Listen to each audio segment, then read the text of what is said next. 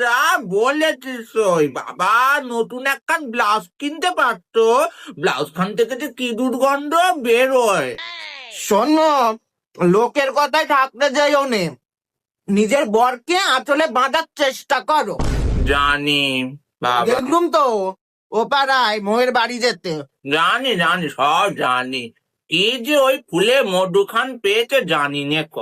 অবশ্য আমাকে জেনে নাম, সময়টা একটা ঠিক হুল ফোটাবো। এই ওসব কথা বাদ দাও, তোমার দেওরের কথাটা বলো না। বাবা, বল দেওরের কথা কি বলি, নতুন তো দাসী রেখেছে, রাত হলেই তো ফল কাটতে ডাকে ঘরে। হ্যাঁ, কি ফল কাটে লো? দেখো আবার কোন ফল ধরতে গিয়ে কোন ফল ধরে ফেলবে, তারপরে গোটা ফল চলে আসবে।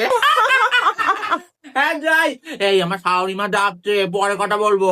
আচ্ছা ঠিক আছে, আমি হেসেলে যাই। হুম।